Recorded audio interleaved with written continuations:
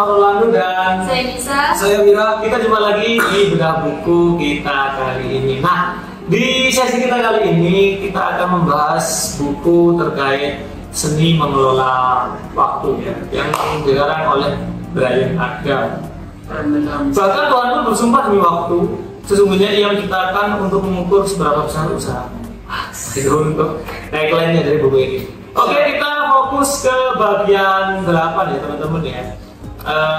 Ini untuk headline-nya atau judulnya yaitu mengenal to-do list. Ini teman-teman di sini sudah tahu to-do list itu apa. Dan ini didetailkan kembali oleh Bryan Adam melalui buku ini. Ada beberapa poin juga di sini, nanti mungkin bisa dijelaskan masing-masing dari tim yang ada di sini ya. Nah, untuk pengantarnya di sini dijelaskan, Anda merasa waktu 24 jam tidak cukup untuk menyelesaikan semua urusan dalam sehari. Karena Anda tidak bisa mengatur waktu, padahal hidup Anda sangat bergantung pada kemampuan Anda dalam mengelola waktu. Karena memang waktu itu setiap orang punya waktu yang sama ya, 24 jam. Pengatur waktu yang baik akan membantu Anda memanfaatkan waktu secara optimal untuk meraih kesuksesan hidup. Anda harus mampu mengelola waktu dengan merasakan manfaat positifnya. Nah, seperti itu. Terus di sini nanti ada apakah to-do list itu dan manfaat-manfaat dari to-do list itu apa saja dan cara membuat to-do list. Nah, mungkin ini kita bagi dulu ya, untuk apa itu to-do list mungkin akan tak jelasin dulu. Terus manfaat dari to-do list akan dijelaskan oleh Mbak Anissa. Terus cara membuat to-do list ini mungkin sudah saya sampaikan ke Mas. Ya, ada beberapa poin, ada 7 poin.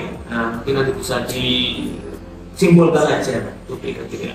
Oke, untuk pengertian dari to-do list sendiri adalah salah satu strategi pengelolaan waktu ada dengan membuat jadwal kegiatan. Jadwal merupakan jadwal kegiatan yang akan Anda lakukan beserta urutan waktu dalam periode tertentu.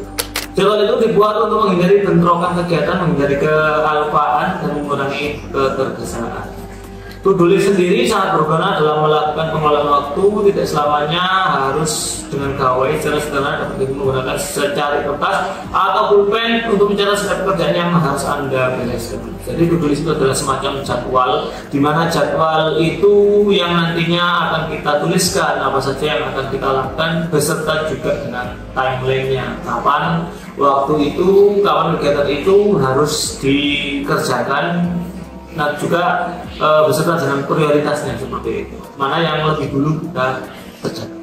To-do list juga akan menjadikan pekerjaan Anda lebih efektif, dan daftar itu mencegah Anda melupakan tugas-tugas penting karena berupa list ya, sehingga apapun yang akan kita lakukan sudah tertulis dan bisa kita baca kembali kalau misalkan kita lupa.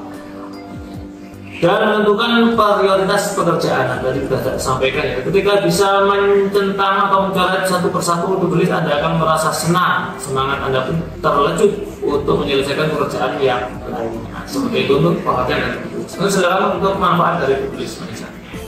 Oke, next tadi udah dijelasin sama Mas Anwar terkait apa itu to-do list. Lalu ini aku mau jelasin soal manfaatnya dari to-do list itu tersebut. Nah, di sini dijelaskan bahwa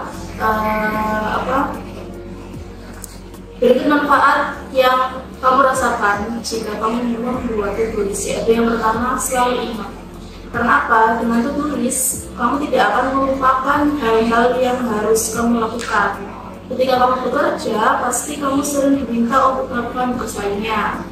Namun dengan mencatat semua kegiatan, kamu tidak akan lupa dengan segala kegiatan tersebut. Jadi kita diusahakan untuk selalu mencatat, setidaknya ketika ada yang menyuruh atau ada sesuatu hal yang itu urgent atau apa, itu selalu ditulis biar nanti tidak lupa depannya seperti itu.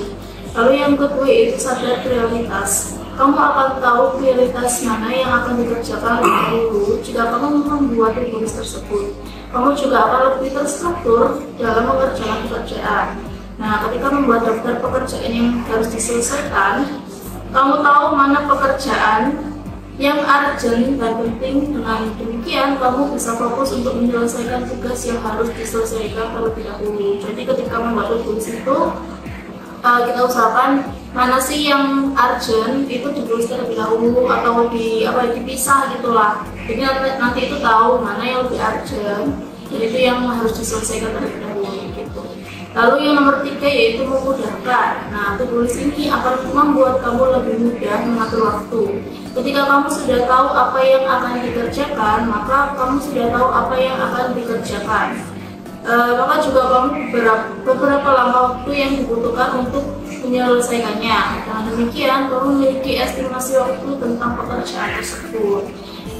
Itu sih poin, ada 3 poin untuk manfaatnya to-do list seperti yang sudah aku coba tadi.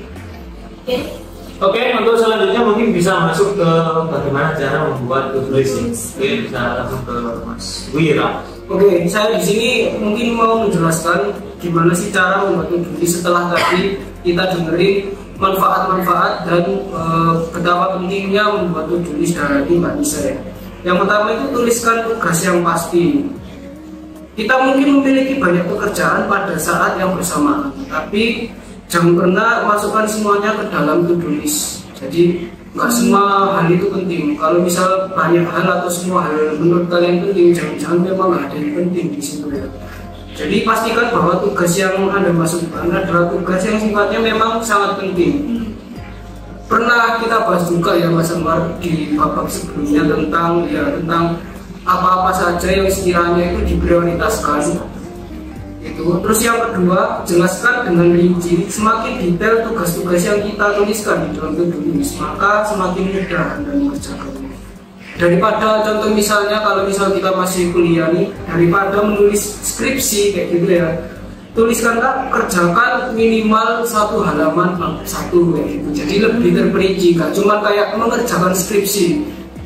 Otak kita kan dirancang nggak spesifik kalau misal perintahnya cuma sekedar itu atau general. Jadi alangkah baiknya dalam membuat prioritas tadi secara detail disebutkan kita membuat skripsi itu apa goalsnya hari ini kayak gitu. Jadi di buku ini dijelaskan, tuliskanlah kerjakan minimal 1 halaman bab 1 kayak gitu. Jadi ada goals yang pasti dan mungkin bisa tercapai. Kalau misal kita cuma tulis hari ini kerjaan skripsi apa tapi sampai mana gitu kan, kita itu nggak tahu gitu. Terus poin yang ketiga, tulislah dengan kalimat perintah. Nah ini mungkin ada sangkut pautnya dengan poin yang kedua tadi. Daripada kita contoh dalam realitas dunianya ya, kayak misal daripada kita menulis ibu, lebih baik tulislah teleponlah ibu gitu. Jadi jangan kata kunci, jangan cuman sekedar singkat-singkat ya. Misal kita ada planning kayak misal kerjakan laporan gitu ya, tapi jangan tulis laporan gitu aja, atau jangan kerja kayak gitu, tapi detail dan kata perintah. Jadi bukan kalimat statement, tapi kata perintah, biar kayak seolah-olah kita itu ada pemicunya untuk ngerjain sesuatu.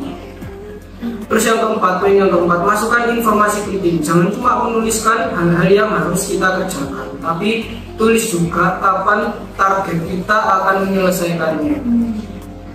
Ini juga menyangkut poin-poin sebelumnya ya. Jadi nggak cuman to-do listnya, tapi kapannya itu juga spesifik. Jadi misal mau ngapain nih hari ini, selesainya kapan? Sore kah? Ya malam kah? Kalau nggak ada kapannya, meskipun kita sudah menulis sedetail mungkin pekerjaan to-do listnya tadi, kita bakal cenderung menunda-nunda atau menganggap hal tersebut kurang penting. Jadi kayak diolor-olor gitu, karena nggak ada patokan waktunya. Terus poin yang kelima, berikan prioritas. Selain memasukkan tugas-tugas penting, kita juga harus mengurutkan prioritas. Ya, ini sama kayak yang poin 1 dan poin 2 tadi. Kalau misalnya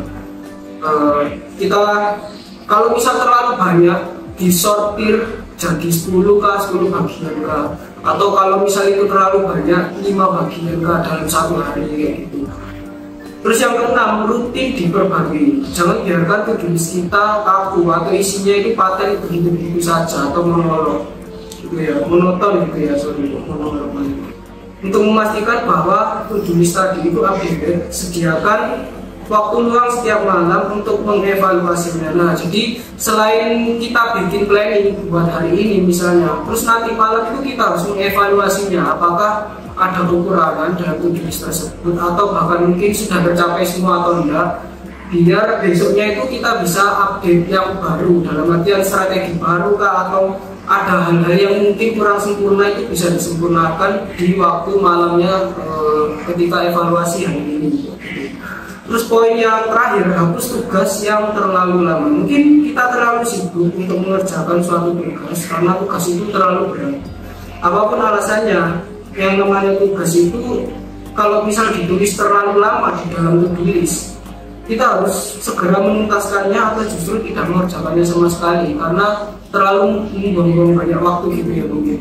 Karena mungkin ada hal yang bisa selesai dalam waktu cepat sehingga kita itu bisa move terus ke pekerjaan yang selanjutnya. Nah, kalau misal tugas yang terlalu lama tadi itu bukan berarti nggak penting juga sih sebenarnya, tapi kita bakal baik-baik saja ketika tugas itu belum diselesaikan. Dalam artian kalau misal tugas yang lama tadi yang membutuhkan waktu lama itu penting, ya dituntaskan, tapi jangan membuatnya bertahan lebih lama di to-do list tadi. Jadi ya intinya di buku ini sih, oke, misalnya kita butuh waktu yang lama dalam mengerjakan satu tugas, kita cari cara yang paling efisien biar itu cepat selesai gitu.